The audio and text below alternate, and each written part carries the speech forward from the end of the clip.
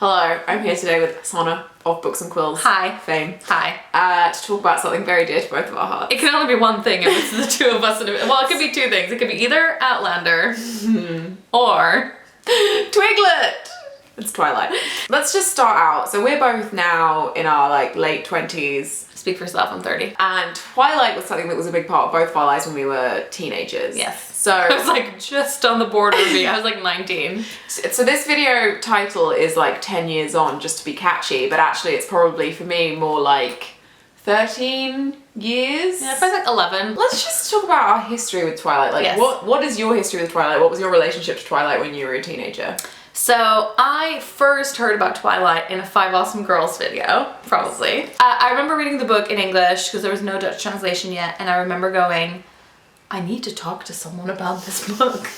No one that I knew had read it. And I was like, I need to talk to someone about this. And then I ended up joining a Twilight collaboration channel. And that was my very first video on YouTube, was auditioning for that. So for me, YouTube has always been related to Twilight. It's how I met Marion, one of my best friends, 10 years ago, because we both auditioned for the same channel. And yeah, so I think a lot of my early YouTube days were very wrapped up in Twilight, and that's how it was a common connection for people. So I was 13, 14. I must have been 14. How are you that young? I don't know, I'm just so used. What's our age difference? 3 years? 3 years. Okay. Kind of makes sense. And I probably found it a bit later. You must have found it really early on. I think it was relatively early on. Basically, I had read this book series, and I still can't remember to this day what the book series is called, but it was literally the premise of Twilight retold over and over again. It was a series of books that were about magical beings falling in love with humans, and I was so into it. I was so just oh god, yes, this is what romance should be. It's so forbidden. And then when I found Twilight, I was like, this is that times a million. Amazing. Because it was those books were a bit more high fantasy and a bit less accessible, whereas this was reading a YA book but with all that stuff in. I remember sitting in a drama class with a bunch of my friends saying out loud to each other, no, it's ruined men for me because no man will ever be as good as Edward. We were all really serious. We were all saying this with tears in our eyes, oh god, he's just the perfect man. I think this is the difference between reading it at age, 14, 15, Yeah. and reading it when you're in your first year of uni. Yeah, it was also why I started a YouTube channel, because I was making video clips to send to people on the Twilight forums that I was in. I started my own Twilight role-playing forum, which was called Forbidden RPG, and that ran for a really long time. I wrote Twilight fanfiction. You can actually read some of my Twilight fanfiction. I'll put a link in the description. Right. In preparation for this video, I started rereading Twilight. I haven't gotten very far, but I started.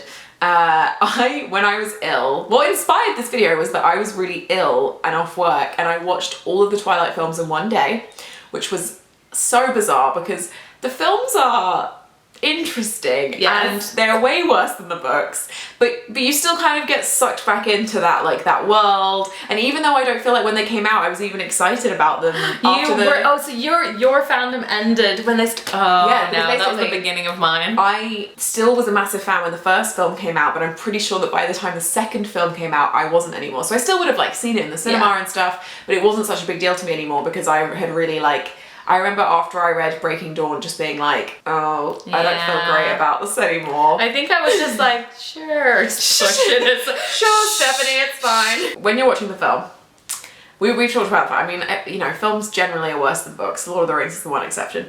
I feel they pull out all these really horrible lines. Well, it comes from, they're the iconic lines, and they're the fans are gonna want this. Yeah. They're gonna be so mad at weird, but you shouldn't listen to the fans. But it's also because it doesn't work. Yeah, it's also, you can't have these things in isolation. It's in the books, you have a lot of setup at least for their romance. They at least have a few conversations. So you don't hear it out loud, it's just in your head. Yeah. That's a whole different level. I think also, yeah, it's the trouble with a lot of films is that you're following Bella's journey in the book with her having this massive, basically, obsession with him, having a huge crush on him, and it all leads up to this romance. And then when he says these ridiculous things and so the lion fell in love with the lamb, and then there's the other quotes that come after it, what a stupid lamb, what a sick masochistic lion. And you're at least just use the one line, don't do the whole. I have to say, rereading Twilight now, I thought it would hold up better than it has held up, because it's still super readable. I want to read it. Yeah, I'm reading it on my phone because I don't want to damage my signed copy that I got signed literally when she came to London. It must have been 4 years ago. She came to London, and I was like, 4 years ago. I owe it to my 19-year-old self to go meet her, and I did. And I was like, I used to be part of a Twilight collaboration channel. Used to be. This is like when people come up to you and go, I used to watch your YouTube videos. Thanks, that happens to me constantly. I'm like, great. Like Stephanie Meyer, I used to love your book. And every time I'm like, oh yeah, I do want to continue reading this. It's readable. You want to read it, and especially because we have this connection with it because we used to love it so much. But I thought rereading it that because I've watched the films a lot more recently than I've read the books, I thought the films, make him seem like this just terrible person, but I must be misremembering, the books must be so much better. And rereading the books, he is absolutely he's terrible. A serial killer. Yeah, he's terrible. It's it's not just that he's oh, I'm terrible and dark and you should stay away from me, because fair enough, it's true, he is terrible and evil and she should stay away from him. It's the he literally sounds like he is only keeping her alive so he can harvest her skin to make a dress. He is so concerned with keeping her perfect and keeping her alive, and somehow this how old is she when she moves there? 16? Somehow she has stayed alive up until this point, but as soon as she meets him, she has to be told don't fall in the sea and die. And she's literally in the book, you're in her head, she's going now I must remember Edward told me not to fall in the sea and die, so I'm being really careful today. It's so bizarre. She's just in his... She's mesmerized by him. She's in this bubble. I find it genuinely terrifying. So here are my notes. That's a lot of notes. Listen, I have a lot of feelings. He, at one point, really early on, when they don't know each other very well, he grabs her by the back of her coat and pulls her back to stop her from leaving and going and doing something else. When is that? I don't remember that. It's in the first couple of chapters. God. She says she's going to do something, and he literally is just I don't think so, and just holds her by her coat and pulls her back nope. You're not going anywhere. And it's this is the kind of book this is. And you start seeing all these things there's a lot of the illusion of choice in these books. You always think, well, she's choosing to be with him, she's choosing to be with him. But so much of the time he is directly telling her what's going to happen next. He is literally saying I'm taking you to dinner, you're going to the hospital, we're doing this. And she kind of just goes along with it. He always thinks he knows better. Yes. He's I am old. I'm older and wiser, I'm 400 years old. He's you're an idiot, you can't take care of yourself, I'm gonna decide all this for you. But it's so awful, because he genuinely thinks she's really stupid as well. He says things to her oh, you're much more perceptive than I thought about the fact that she's worked out that something's weird with him. Because he's this hunter who is all these people are just whatever. But sacks of blood. Yeah, a sexy sack of blood. But it's that is such a horrible basis for a relationship. Is she's just this idiot subspecies and But I just she's the first person where he was oh, this human's actually kind of a mystery to me, I guess. Interesting. But it's so awful. It gets especially bad, and I think it gets you can't ignore how bad it is anymore when it gets to Eclipse and it's all the jealousy stuff. Yeah. And he's well, I'm protecting you, so sorry, I'm just gonna disable your car. Yes, when he takes the stuff out of her car to stop her from leaving, that's textbook abuse. Yeah. He is literally, and the problem is, when I was 14, all of this to me was romance. And I assume it's from books, films, all that stuff you've been conditioned to think is cute.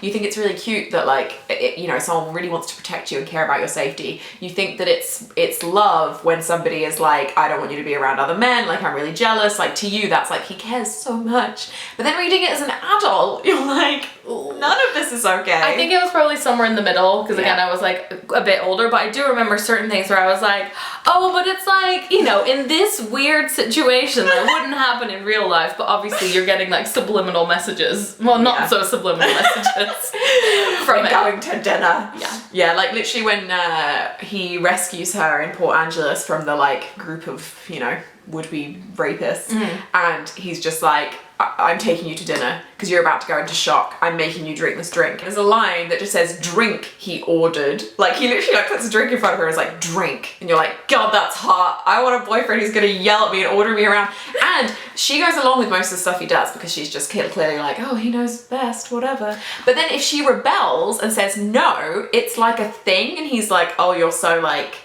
You're so contrary. You're so like, oh, you know. I feel like I read it differently because I feel like she does constantly push back again. Not with everything, but I feel like there is a bit more. It doesn't amount to much, but I feel like she is constantly like, why are you telling me what to do? Why are you... Yeah, but then she still goes along with it. Like, and every time it's like, why are you telling me what to do? He has a way of like overriding it basically and saying, well, it's for your safety. And eventually she always agrees with him. And it's like, what is happening?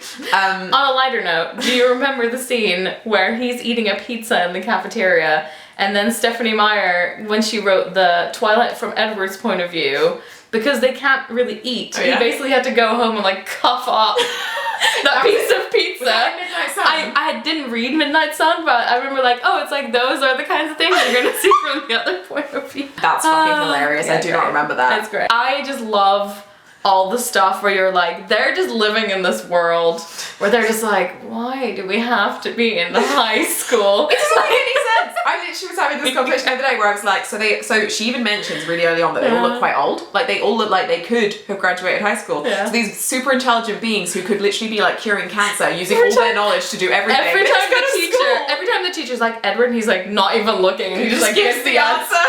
He's like, don't even talk to me. It's like the something cycle. The Krebs cycle. Yeah, it is at that. Yeah, it's just like so bizarre because they could be doing so much for humanity, and there's all this stuff about how like he feels so guilty and he wants to like. Why are they in high school?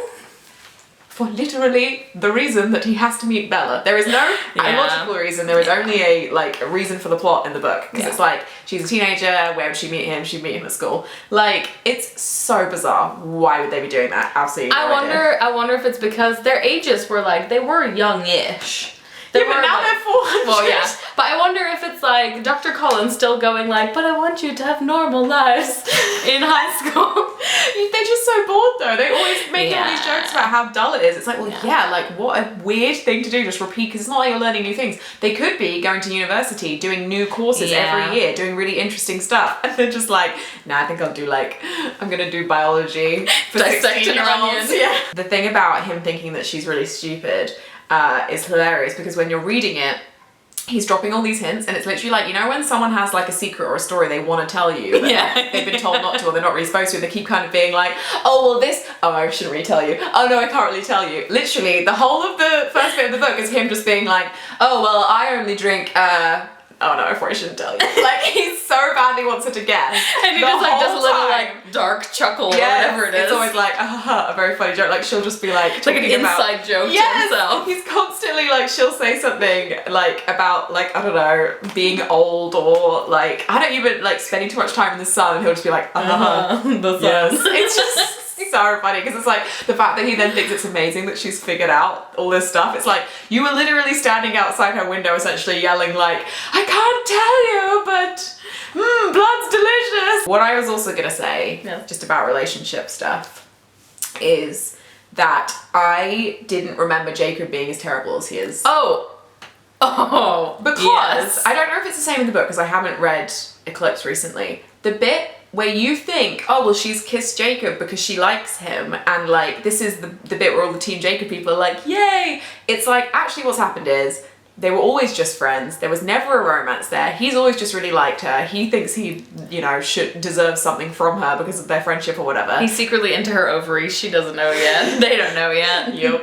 Oh yeah, is that why he likes her so much? Because he's imprinting on an egg inside her. The moment when he kisses her, I remembered as like she genuinely wanted to kiss him, or like it was, she was really emotional about the fact that they were going to go into this big battle. That's not what happened. No, he's extremely emotionally manipulative and it's like, well, I'm going to kill myself then. Yes, so. He literally is like, if you don't like ask me to stay, if you don't like give me a reason to stay, I'm going to go into battle and basically intentionally get myself killed. So he literally threatens, to kill himself if she doesn't like prove her love to him. Because he's basically like, once you kiss me, you'll know. You'll know. It's nightmarish. It's so awful. And then she kisses him and afterwards he's kind of like, oh, I always knew. It's like, you always knew what? That you were a sociopath and that you were going to sexually coerce someone. And is that when she breaks her hand because she punches him in the face? Yeah, because that's earlier on in that thing. And then he's like, well, I won't kiss her again unless she asks me to. And it's like, yes, the basics of consent. Well done. Every time you look at Edward's face, he looks like pained. He's always just like,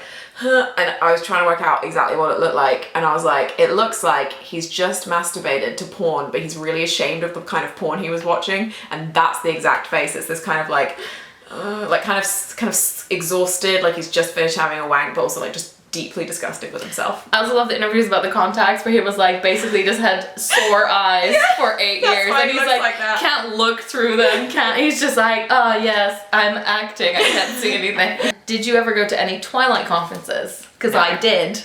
I'm so jealous. So basically when I was studying in the US, I was like, I finally have access to Twilight stuff. That's so good. Because there was no Twilight stuff in the Netherlands. Weird. Because it always takes a couple years for stuff to come through.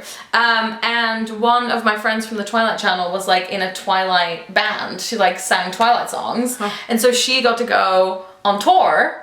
And she took me with her for like a couple of stops. And we like went to this conference and had like a Twilight prom, and the Hillywood group was there to do like all the Twilight parodies, which the bit where Bella and Edward are in the water on their honeymoon, and suddenly like Jacob pops up wearing goggles. We'll put a link in the description. But it's like a lot of those things are so like vital to my enjoyance of Twilight. Yeah. I have a picture with them. I have a picture where like yes, where it's like Edward or Jasper is like pretending to bite my wrist. I feel like my main takeaway from revisiting it all now is that I identify so strongly with like Charlie. In the films, he also is basically the voice of reason, and it's so funny. Yeah, he's like, can we just have a normal life, Bella, please? He's just always like, why are you doing this? This is awful. Like, please spend more time with your friends and not just with this one guy, and like isolate yourself completely. Yeah. And like, what are you doing about Dad? You don't know anything. Yes, like when you're reading these, when you first read it, obviously you're like, from Bella's perspective, you're just like, all these people are trying to get in the way of our love, and you're like, yeah, I want to spend more time with Edward because I want to read about that, so I hate when people get in the way of it. And so like you think he's so concerned. I know, like, and he should be. It's like this father just watching his daughter like go off with this really weird guy and then get so obsessed with him that she loses every other part of her identity in her life. Like she has no friends. Yeah, and all she does is hang out with him. And then when he goes, she's like loses her mind. She just like cannot continue. It's like so like you can see why he'd be so concerned. He should be concerned. And at least in the films they carry that on. Like he is so funny in the films. He's just like the perfect comic relief. And it's like him and Jessica. Yeah, he is the voice of the parents taking their kids to see Twilight. Like Bella is like the teenagers in us who are like, yeah, let me be with this guy, whatever. He's the voice of the people who don't love Twilight and are sitting there going, what the fuck? And why has no one noticed that none of this is okay? Although in the end, he gets told everything and he's like, okay, I guess. The bit in Breaking Dawn in the film where Jacob starts taking his clothes off, he's like, I've got to show you something. And he's like, put your clothes back on, son. Honestly, Charlie is like the best character. And I also found it really interesting that in the books you hate Rosalie because she's like total bitch. And then it turns out that Rosalie's like, I wanted a human life so badly. I wanted a normal human life. Yeah, I don't want family and kids. Being a vampire is terrible. Her backstory is fucking horrible. Yeah, although I love the fact that she came back in her wedding dress and murdered all those men. Yeah. But now I'm like, obviously Rosalie's right. Don't give up your human existence to become like, because I think one of the main takeaways as well that I found, especially watching the films, like I need to reread like all of the books to have a fully formed opinion on this. It's happening. Yeah, it definitely is happening. But watching the films, you are deeply sad for Bella because you are watching, for example, there's that like Anna Kendrick's great graduation speech where she's like, no decisions you should be making right now at 18 should be permanent. You're discovering who you are. Meanwhile, Bella's like, yeah, I'm getting 1 year older, come on. Yes, but it's like, it's so true. And I watch the films now and I don't think like, oh, like amazing, she gets to be with the Cullens. I think this is so depressing. The idea that she's shutting herself off from everyone else in her life, disappearing with this one family to become immortal, which sucks. No one should want to be immortal. Yeah. It's terrible. And like they all have this really sad half existence. They're not enjoying being vampires. And she's like, I'm gonna go and join this, creepy cult. You are sad? You are thinking, no, go with look at all these happy graduates going off to live their human lives. Just like going to prom. Yeah, and you just see that and it's so funny because like as a kid I was like, obviously she wants to stay with the cool vampires, and now I'm like, my god, you are throwing your life away. So one of the big parts of being a vampire is that you attract people and there's an unnatural attraction. So you appear supernaturally beautiful, but also people are attracted to you. It's like a developed thing as a hunter, so that your, like, you know, victims, prey, will walk towards you and be attracted to you and want to be near you. And that's why, like, it's really easy for vampires to kill people, because people will literally just feel drawn to them. Yeah. Can Bella consent to anything? Is Bella in a consensual relationship with a person who literally has a supernatural power to make her attracted to him, to make her want to be around him all the time? I mean, probably no. But also, like, no one else at the school seems to be in this predicament. They're all really attracted to him. It's just that he doesn't want to spend any time with them. She's just the unlucky They've one. all tried before. Yeah, like, she's just the one that, like, she is just picked out as the one guy, as the one girl that, like, I find it really hard trying to imagine what she was like before in her other high schools, because she doesn't have any friends that she, like, she seems to have no history, history, miss basically. my friends. Yeah, she seems to have literally no backstory. It's like she was just spawned into this world at that moment. It's really weird, because you don't really care about it when you're reading, but it doesn't feel like only she's like friends lived with a her life. mom, and that was And that's probably why she was so easily taken in by this absolute sociopath with supernatural powers to control her entire existence. Anyway, Twilight, eh? What is it good for? Share either your favorite Twilight memory or the thing that creeped you out the most Oh my God. in the comments below. Although, shout out to Twilight for introducing me to Robert Pattinson as a person, because I actually already knew about Kristen Stewart because I'd watched Speak, because that was one of my, like, favourite books when I was a kid. But Robert Pattinson, I mean, I still watch interviews with him now, and I think, like, he'd be a terrible stoner boyfriend, but I love him. I used to watch this compilation all the time with just, like, funny interview clips of Robert Pattinson with this, like, No One the Will song underneath it. Then it got taken down from YouTube, and I remember tweeting, this is literally 8 years ago, I remember tweeting, like, oh, I'm so sad, this video, I can't watch it anymore. And then this one girl messaged me, she's like, oh, I made that, do you want it? And she just, like, sent it to me. Your private stash. You're like, I need to watch this late at night for I reasons. think she's the one that made it. Ah, what a great community. I would recommend that you go and watch the clip reel of Robert Pattinson and Kristen Stewart interviews about how much they hate Twilight. That's really funny. I'll link to that below. And yeah, I hope you enjoyed this. In jokes. Yeah. Also, like, if you used to be, or still are, who knows, a diehard Twilight fan, favorite in joke from any of the, like, behind the scenes stuff. It's so funny still that they were together, and I'm always like, imagine going home from set from, like, playing Edward and Bella and trying to have sex and just be like, We're two normal people. Yeah. Do you ever think that they role played as Edward and Bella in the bedroom?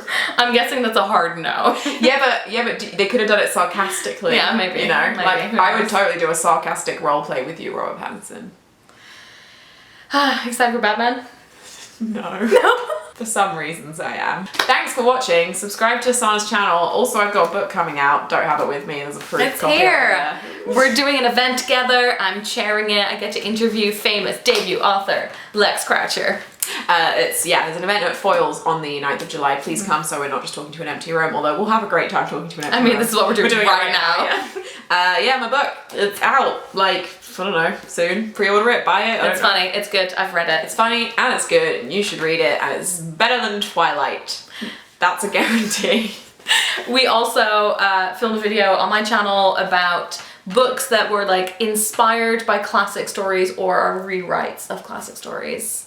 We talk about a lot of books, so if you're looking for further reading recommendations after Twilight. And my book. And your book. Bye!